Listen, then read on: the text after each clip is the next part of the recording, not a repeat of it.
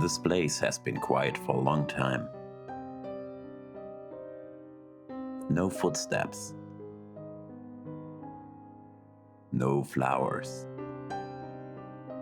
No names being spoken. They weren't disturbed. They were forgotten. This is They Came Back.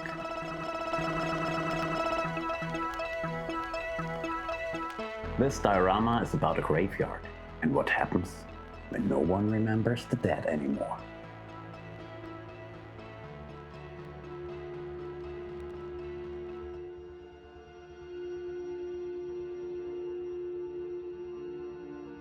It always starts small. A piece of wire, a simple base, something discarded, given a second purpose. Just enough to stand, just enough to hold a shape. The dead don't rise all at once. First, they need something to cling to, a spine, a posture, a reason to move again. From here on, it's only a matter of time.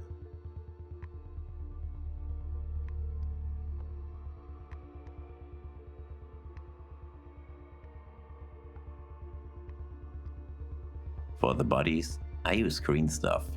2 parts, pressed together, an epoxy clay, soft at first, unforgiving once it sets, like flesh, before it remembers what it was.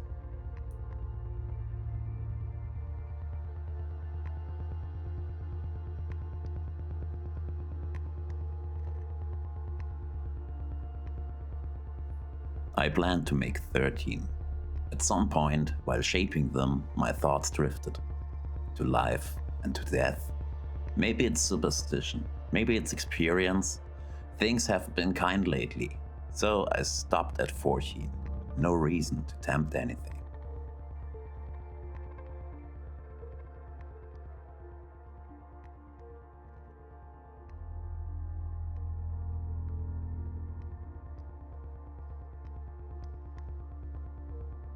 Building in miniature makes time feel different. Everything happens quietly, but nothing is truly still.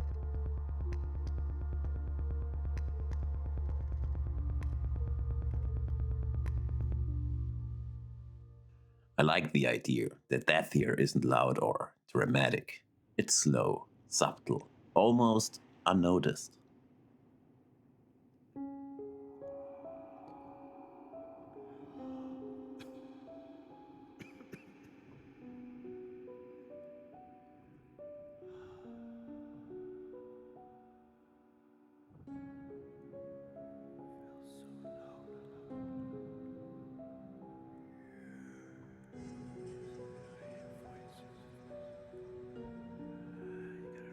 When figures are this small, you're forced to look closer. And when you look closer, you start to imagine stories. Who were they? How long have they been waiting?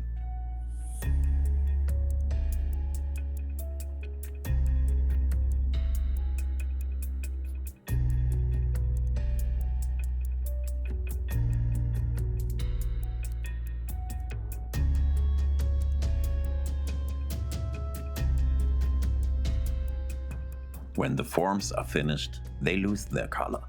Uniform gray. Everything becomes the same. A few dry highlights, just enough to remember the surface. Then the colors return, thin, running into every crack. Speed paints. They don't decorate. They settle.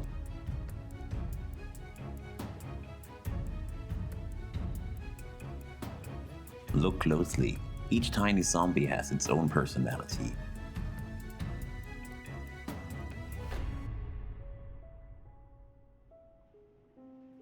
Now the zombies get their final touch. A black wash flows over them.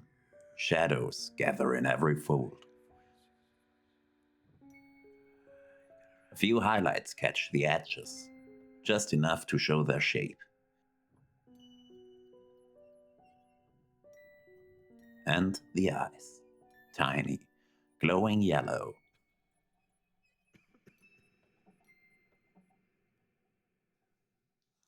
And this is the moment they become many. Not an army, not yet. Just individuals, each one finished, each one waiting. They don't move, they don't speak, but they are ready.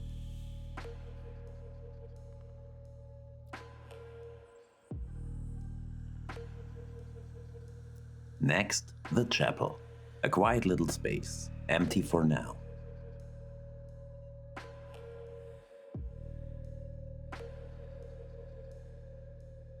PVC sheets go up, one by one. Edges meet, walls start to form.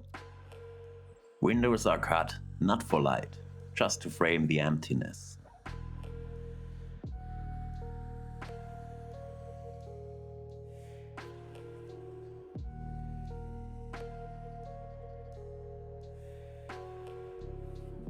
The roof goes on carefully, silent, still, simple.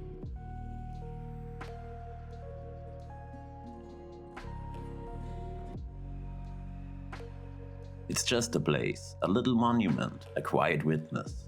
Nothing moves inside, but it feels like it's always been here.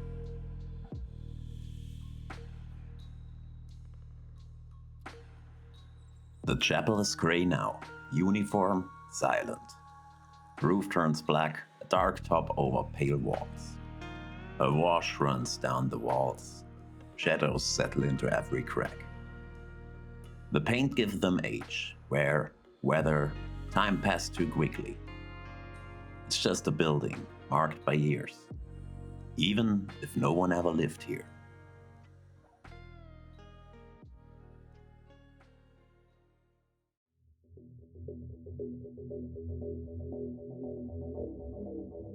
The base comes together. Foam board sheets, stacked and shaped. A small gap is left, a place for light, and for the mist that will creep in later. It's subtle now, but it will define the scene. Every shadow, every glow will start here. Next, the walls rise. XPS sheets from the hardware store. Cheap, light, easy to shape, yet strong enough to stand. The texture feels right, rough, solid, real. It will look like it's always been here, weathered by time, even before it exists.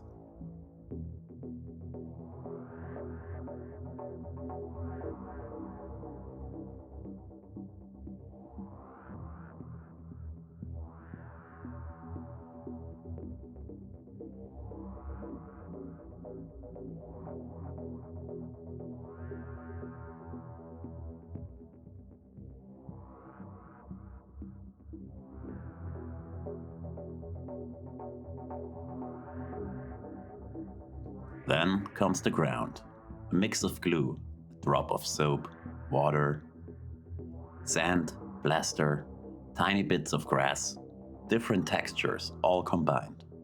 It's rough, uneven, a surface that has lived before it was built. Every lump, every crack, tells a story of time passing, unnoticed. From the leftover PVC, a path begins to form. Stone by stone, blade by blade.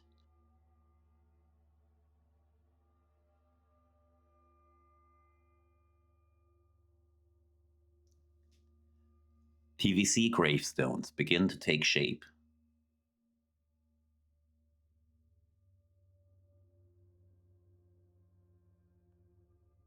A small stone presses texture into the surface.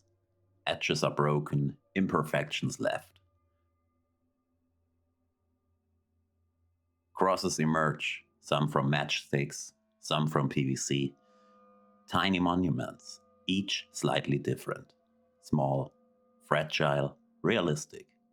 They are quiet now, but they mark the place, a memory of what has passed. The gravestones take their color. Gray, silent, uniform. The wooden crosses are brown, warm against the cold stone. Finally, a wash flows over everything.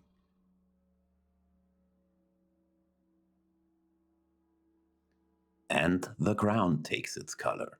A cold brown, rough and uneven, The walls, the stairs, the stones marking the path. Gray, muted, blending into the scene.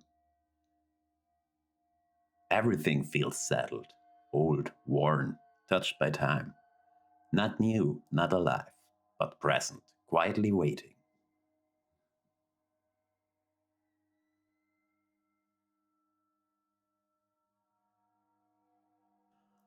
The black wash flows over the stairs, the stones, the walls.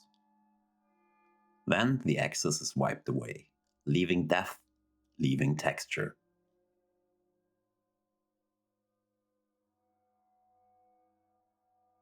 Finally, the edges catch the light, a dry brush of white. It rests only on the highest points. The textures speak now, every crack, every detail. The ground is ready for its final layer, glue brushed carefully across the surface. The ground takes shape, different textures, layered carefully, turf, flock, tiny grains, various substrates from the model railway world. Each layer adds depth, a sense of life, or what remains of it. The earth feels uneven, real, time-worn, and forgotten. A touch of moss on the gravestones. Soft, like time slowly reclaiming them. Every bit of the floor takes its place. Natural, uneven, alive in its stillness. A flickering green light is set, where the chapel will stand. It casts a quiet glow across the base, hints at what's to come. After my last visit to the forest, I collected small twigs and roots. They will become the trees, tiny sentinels for the scene.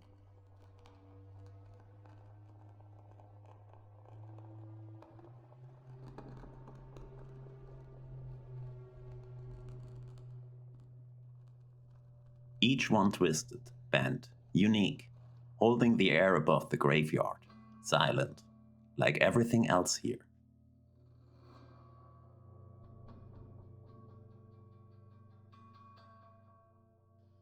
Now the dead take their place.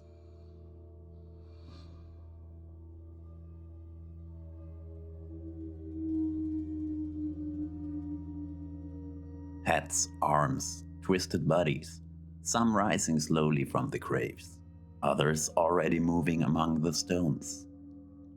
They are uneven, awkward, each one different, each one telling its own story. Some stumble, some reach, all waiting, all watching, silently.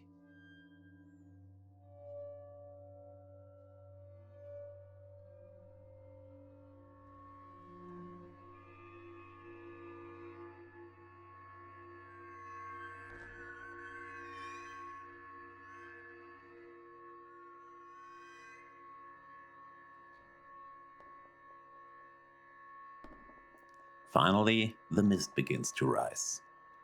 The scene is complete, and now it waits for you to look closer.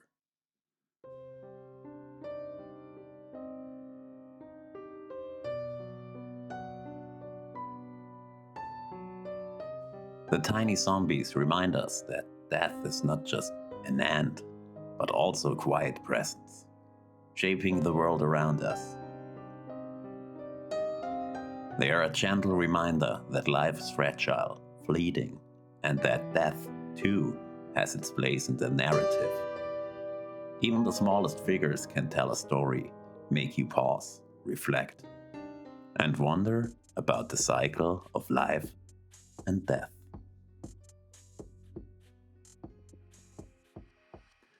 As long as someone remembers you, you can rest. When no one does, you rise.